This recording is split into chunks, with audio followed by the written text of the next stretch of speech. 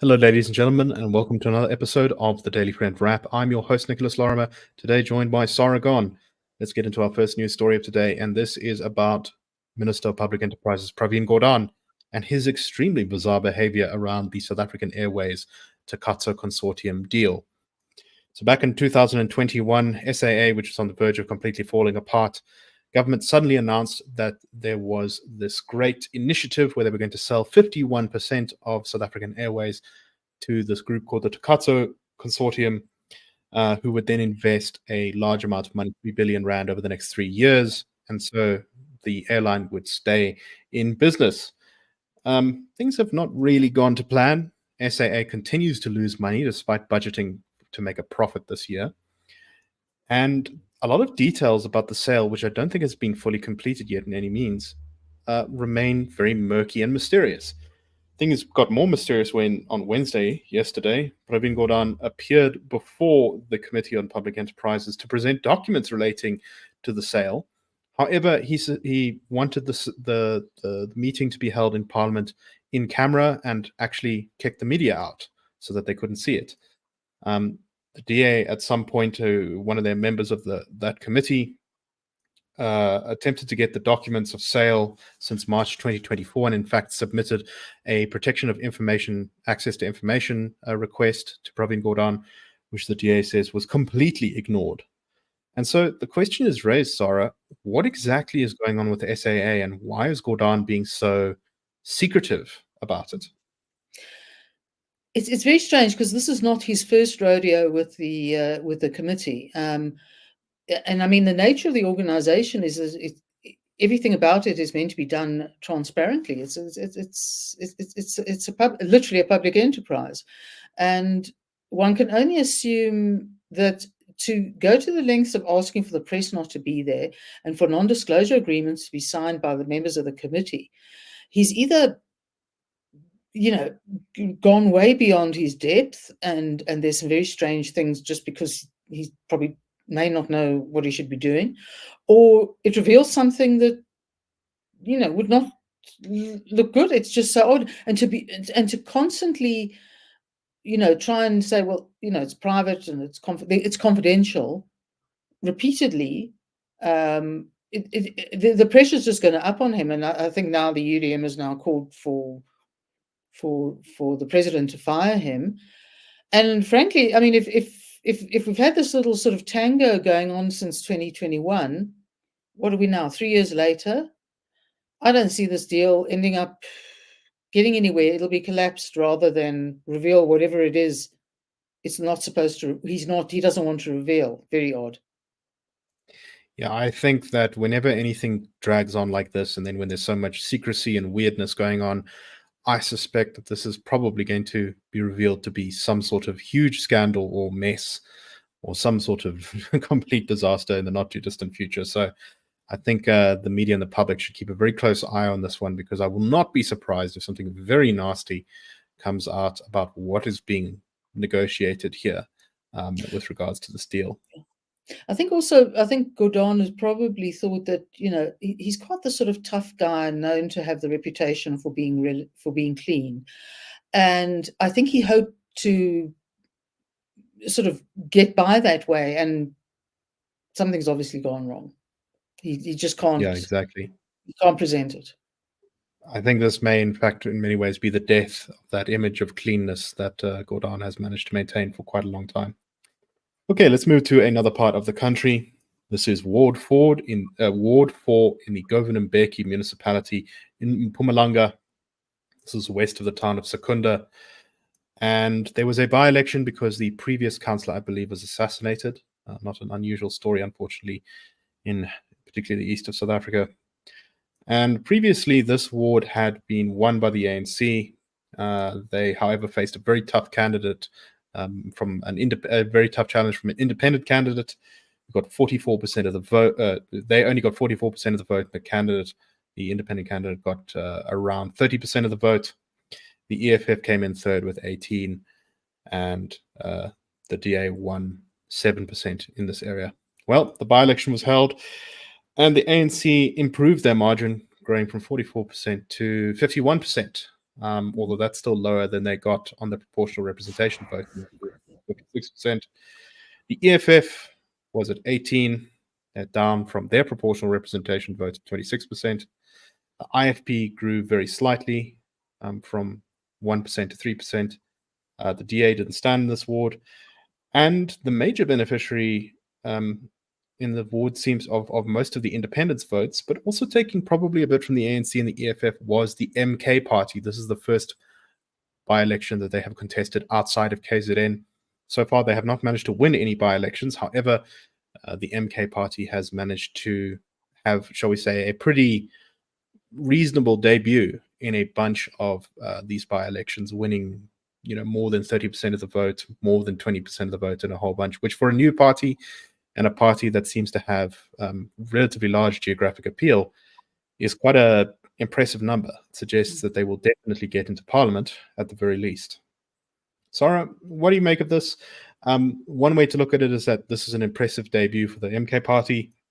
They're a serious contender in Mpumalanga and KZN for a share of the vote. Another way to look at it is that the MK party got to choose this battleground, and they still didn't, despite the fact that they've had some good polling and they've been in the news a lot. What do you make of this?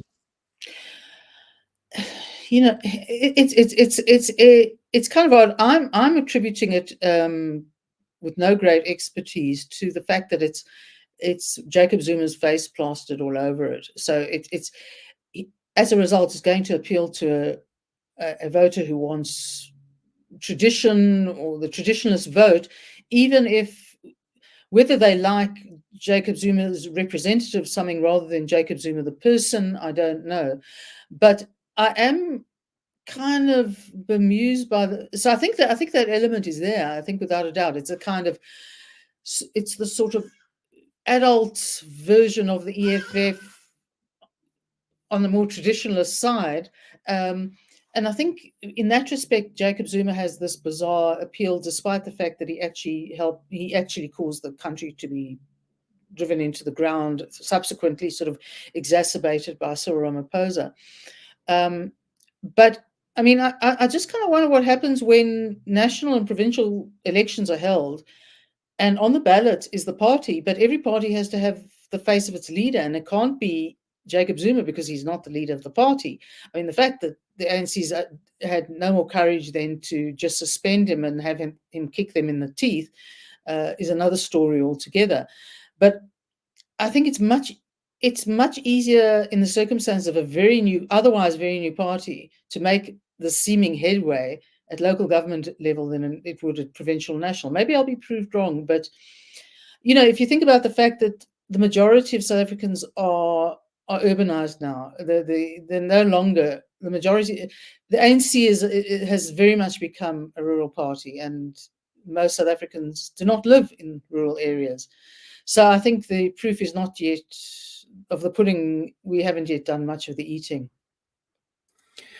I think it is becoming likely that in KZN and maybe Eastern and Mpumalanga, the ANC will probably be the main party that loses out to MK.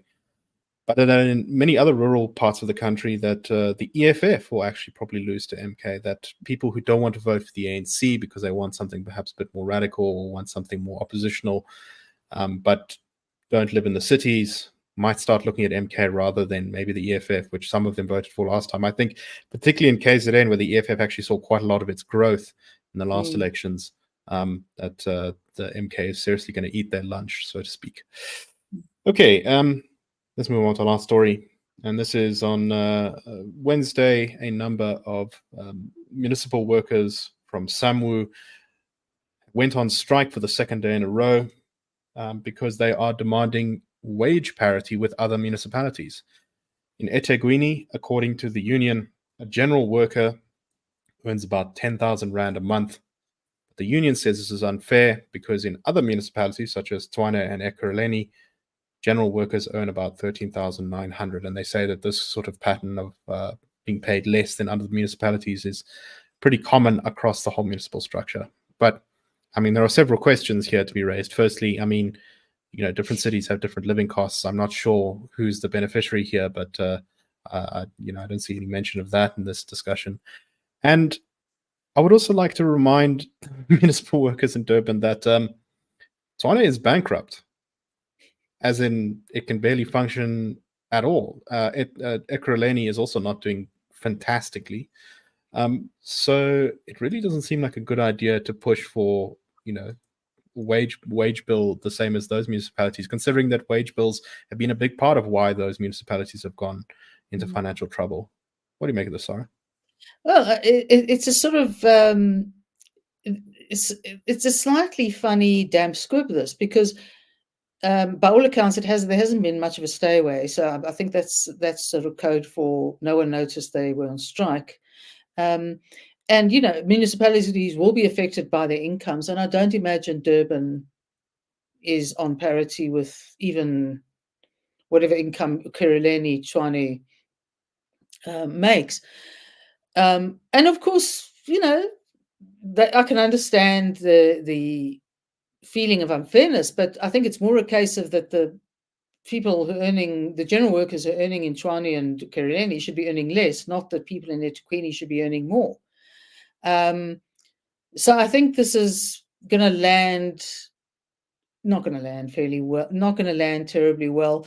But what it does indicate is that we are reaping what the ANC has sown in terms of inflated public sector wages. Although municipalities are not falling into the same category as provincial and national employees who are considered the public service.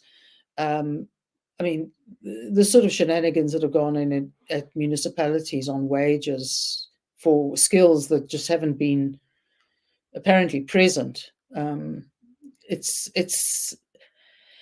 It can carry on until the next municipal elections, but the provincial and national elections, I think, are going to depending on what sort of results we get, could well challenge that long-running theme of overpayment. Definitely. I think this kind of shows that sort of quite out of touch. I mean, not just with the financial situation that so much of the country finds itself in, but also what ordinary people are being paid. A very large chunk of this country's population would kill to earn 10,000 Rand a month. And also the municipal workers have relatively high security of employment. If you're in the private sector, and costs have to be cut. That includes retrenchment. Exactly. And we're not talking about super skilled jobs here either when we talk about general workers. Exactly. So anyway, completely out of touch, but I think this is kind of what we've come to expect from so many of South Africa's unions, which seem to live in a completely different world where they pretend like they are the most oppressed of all working groups in the country, even as they continue to drain the fiscus through enormous amounts of overpayment. Anyway, that's all the time we have for today. We hope you found the show interesting. We will see you tomorrow again on the Daily Friend Show. Cheers, everyone. That's a wrap.